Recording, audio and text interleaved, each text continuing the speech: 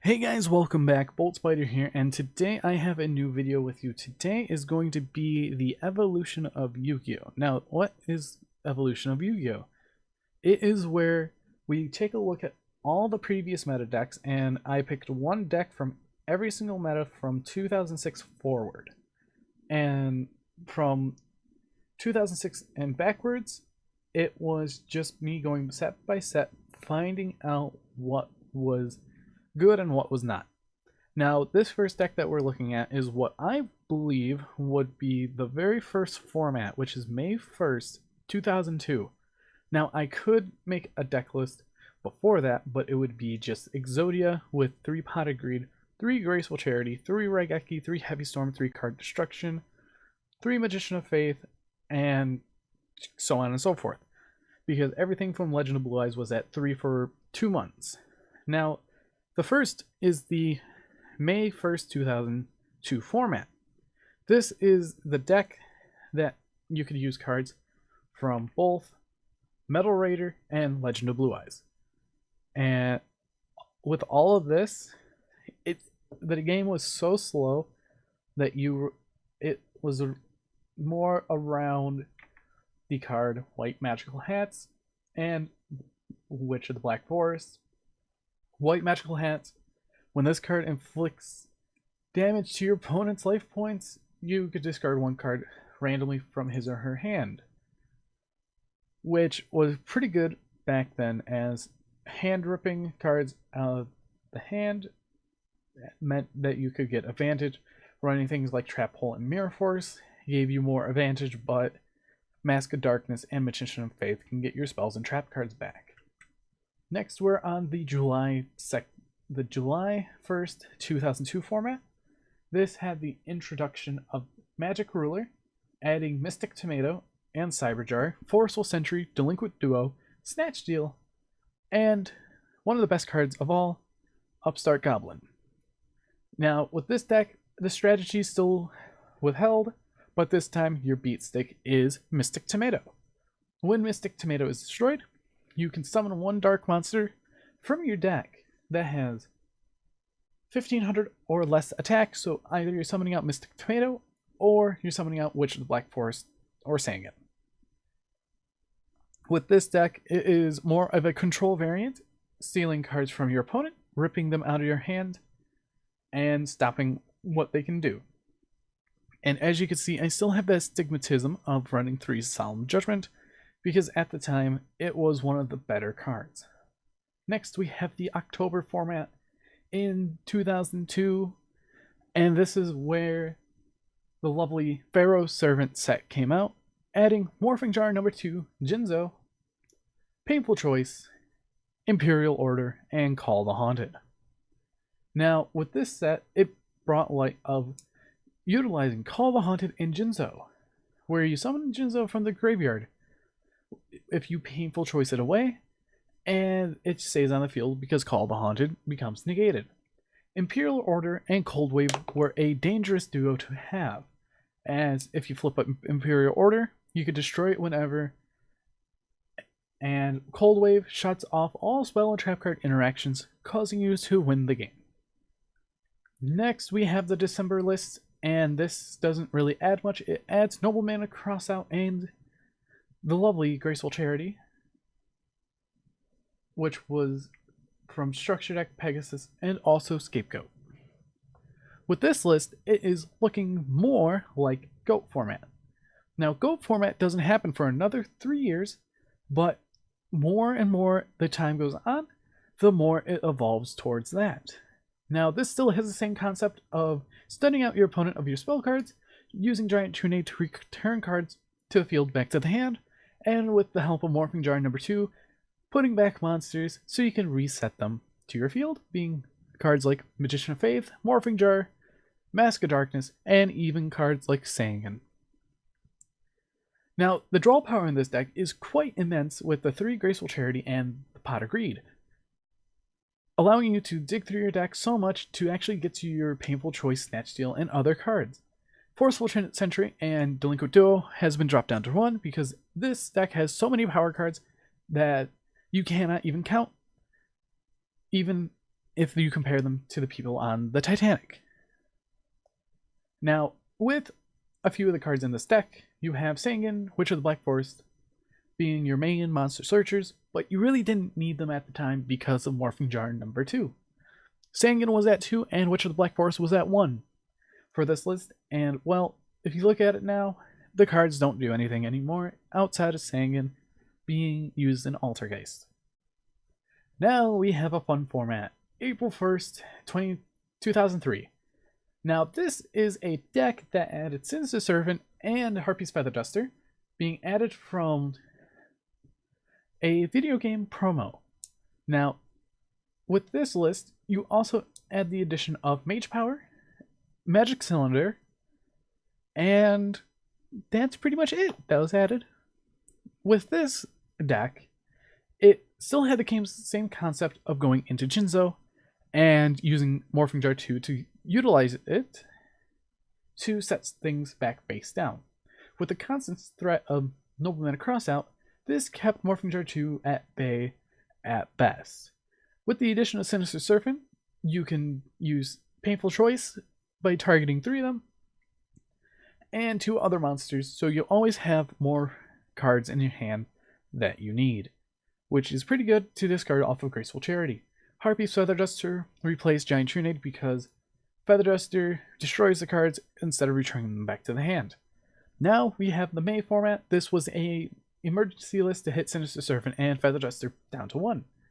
The deck didn't change that much outside of really just adding a few more cards back, which was very, very vague if you compare the 2 lists together.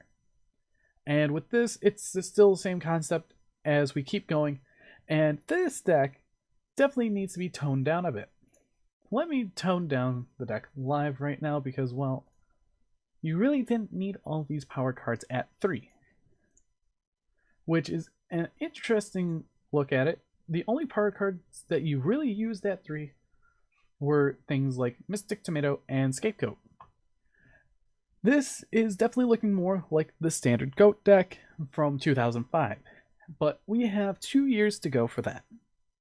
With this deck, it still has the same traits and the same utilities, along with the new addition of Exiled Force and Reinforcements of the Army to search out your warrior engine. Now this deck is a now 40 card deck, which is definitely interesting because it was just 45 cards. But this deck kind of molds it more towards what it is and what it wasn't.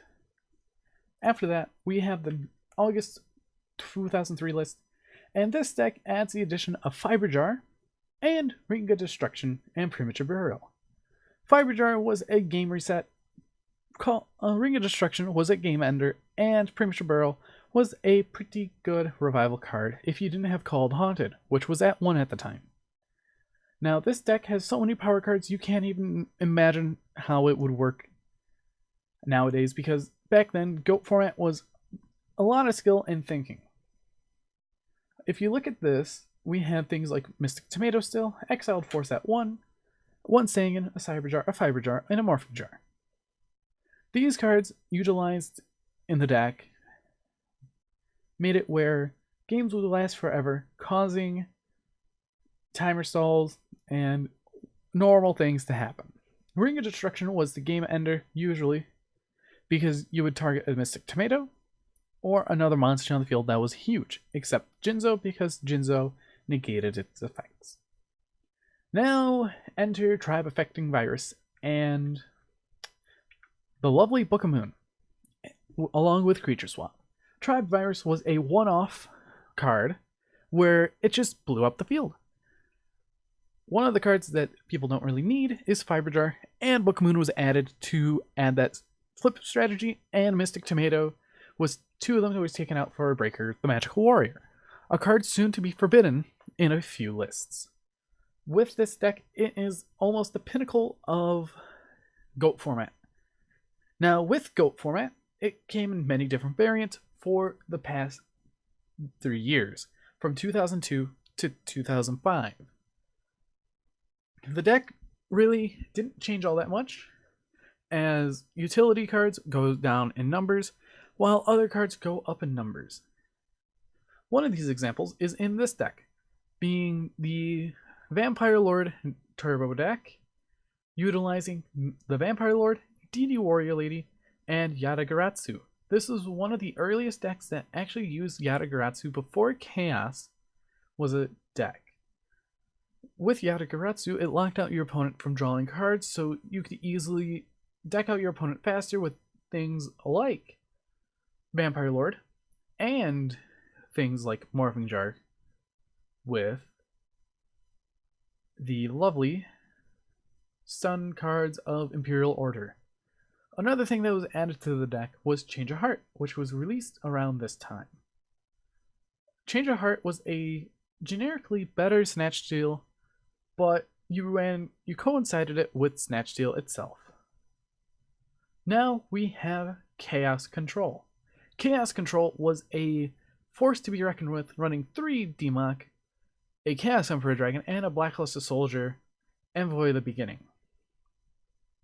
With this deck, it was your chance of summoning Sangan or Witch of the Black Forest by using Monster Reborn after you use Painful Choice. Then, you would banish a Light and Dark, preferably Magician of Faith and Sangan, or Witch of the Black Forest, to summon out Chaos Emperor Dragon. You nuke the board, inflicting your opponent damage by every card sent, and then summoning out Yatagarasu because you could search it off Witch of the Black Forest and Sangan. This caused so many degenerate locks, and hence the deck changed with a few forbidden cards. Back in the ye old days of August of 2004 was the very first ban list. Now, with this list, it made it where Chaos Emperor Dragon, Envoy of the End, Sangan, Witch of the Black Forest, Yatagarasu, Darkhole, Delinquent Duo, Graceful Charity, Harpy's Feather Duster, Monster Reborn, Raigeki, United We Stand, Imperial Order, and Mirror Force to all be restricted to 0. Other cards that got changed on the list was Marauding Captain 2, because that card created a few loops. Now, this is where Tsukiyomi and Metamorphosis came in, along with Thousand Eyes Restrict. The reason why people paired Metamorphosis with Scapegoat was because of Thousand Eyes Restrict being able to take a monster either face up or face down and attaching it as a material, and then sacking it off later for either Jinzo, Vampire Lord, DMOC, or just keeping it there until they could push for game, or using Torrential Tribute to stop their opponent. And with this deck, it is definitely interesting how it took shape. Now, the next list put Dark Magician and Chaos down to 1, and it is definitely getting closer to GOAT format. This deck is getting self-explanatory, and it is running 1 Protector of the Sanctuary. Your opponent cannot draw cards except during the draw phase. This one-of was great against cards like Morphing Jar and Pot of Greed. But it was ran at 3 to stop things like that, yet it fell short. Sadly, this card didn't see play after this because, well, it was a one-of. People tested it out, and it did not work. Now we have GOAT format. This is a deck list that I found online, and I played it, and it's one of the better variants that I have played in a while.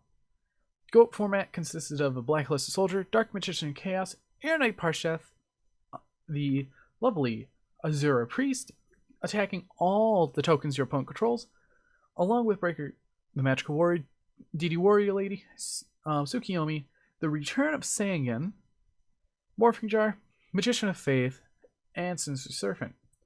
This deck still utilized the Metamorphosis Thousand Eyes Restrict combo and still utilized Pot of Greed with the return of Graceful Charity and the addition of Sakuratsu Armor.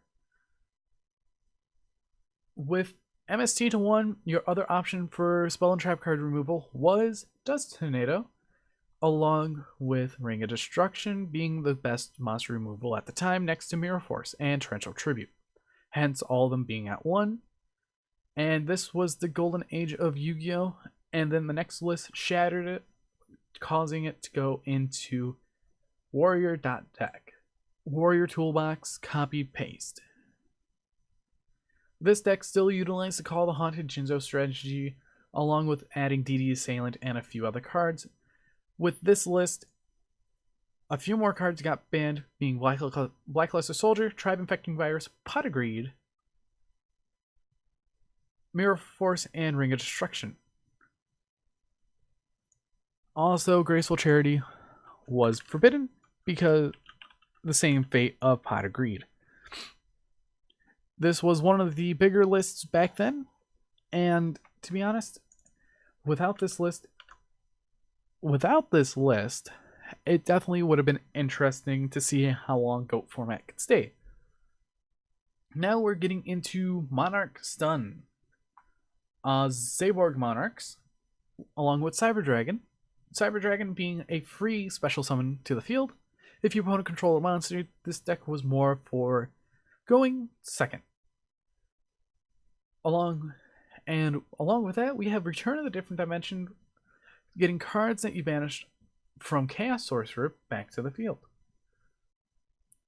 Then you also have the power of Night Assailant and Spirit Reaper. Night Assailant taking a card out of your opponent's hand, and Night Assailant flipping face up and destroying a face up. You target a monster your opponent controls, destroy it. When this card is sent from the hand to the graveyard, target a flip effect monster in your graveyard, except the card, return it to the hand. So if it was plucked out of your hand, like Graceful Charity, you can get back your Magician of Faith, which was actually a great combo. And I think we're getting closer to where things started to take a turn to the worst. Next, we had Machine Dupe Troop Scoop, or Dupe Troop Scoop, being summoning out triple Card Trooper via normal summoning Card Trooper, activating Machine Dupe, and then summoning 2 more, milling total of 9 cards and attacking. Now, you had the option of having limited removal, attacking for game, because 338 beat Sticks was a very fast game. With the dedication of Snipe Hunter and Gigantes, with Giant Rat, helped make the deck faster. Pot of Avarice Edition, shuffling cards back into the deck, and we also had Ceasefire for the burn aspect. As you can see, past metagames were all about power cards, and today's metagame is not really about that anymore. Next, we have Airblade or Diamond Dude Turbo. Now, with this deck, it utilized the Divine Sword Phoenix Blade, like how current warrior decks function, sending it to graveyard and doing all these special things. With Divine Sword, it made it where it was a constant discard fodder for Spell Reproduction and Magical Stone of Excavation. You would go for Destiny Draw into Malicious to draw 2. You can also Reasoning or Monster Gate out a Jinzo or DMOC to get back one of your spell cards that could actually win the game for you. After this format, we have Perfect Circle. Now, with Perfect Circle, it is one of the scariest decks of the time in 2007. Perfect Circle consists of Light and Darkness Dragon, Destiny Hero Plasma, Rise of the Storm Monarch, and, you know it, Destiny Hero Disc Commander. Destiny Hero Disc Commander could be summoned by 2 separate ways: Call the Haunted and Premature Burial, allowing you to draw 2 per each summon. You can also discard it off a Destiny Draw to draw 2 more, hence drawing into your Perfect Circle. With this deck, you wanted to end on either a Light and Darkness Dragon, or a Destiny Hero Plasma. And if you're going second, you can go Rise of the Storm Monarch and submit a card back to the top of the deck. Next, we have another type of Machine Dupe Troop Scoop, but this was a Destiny hero build that utilized Metamorphosis and Cyber Dragon, which is definitely interesting on how it worked, because, well, it's a format after Perfect Circle, and Stratos was still at 1. And with this deck, it leads into so many other things. I don't know how they did Cyber Dragon Infinity, but mostly the extra deck was filler cards, which was definitely interesting at the time, since most of the extra deck was filler for quite a while. There's one deck in this whole list that had 23 extra deck cards, but I could only fit 15, which is quite sad, and this was the deck. It originally ran 2 Gatling Dragons, 2 King Dragoon, and 2 Fiend Skull Dragon, and a few other cards that I couldn't fit, so I decided to put one of each in it, then double up on a couple other copies. Next, we had Dark Armed Return. This deck was the wallet breaker, being over $1,000 at the time. A copy of Dark Armed Dragon Secret Rare was about 200. Ultimate Rare Allure Darkness was 100 a piece. And you had other things to boat inside that price tag. Now, with this deck, it did get nerfed pretty quickly on the next list, but that didn't stop the deck from evolving. With this deck, you utilize things like Dark Magician of Chaos, Elemental Hero Stratos, Allure of Darkness, and the Destiny Hero Disc Commander, while using the Escape from Dark Dimension. Target one of your banished dark monsters, special summon it. When this card leaves the field, destroy this target, and if you do, banish it. So essentially,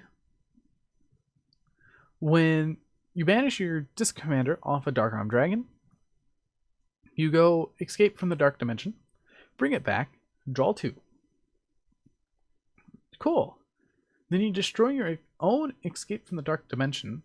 I believe you could. Yep.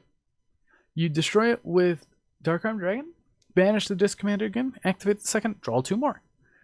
This deck was the utility of draw at the time, with having so much draw and like digging capabilities. The deck deserved a massive hit. But after that, we have to end this here, because we are heading on to the Synchro era of Yu-Gi-Oh! And this is the deck that we're going to be starting off with. But anyways, if you guys did enjoy the first 6 years of Yu-Gi-Oh!, hit that like button down below. Also, you can take these deck lists and use them for your own format challenges. If you have a certain format that you want to play. And a few of the cards to point out in this build, we have Prometheus, King of the Shadows, and the single Crush Card Virus. That was a WCQ promo card, I believe it is, a championship promo card from Sojin Jump. But anyways, if you guys did enjoy this video, hit that like button down below. If you want to see more, please subscribe for future content, as I upload every day at 3 o'clock p.m. Eastern Standard Time. But anyways, I've been Bolt Spider. See you guys in the next video, and goodbye.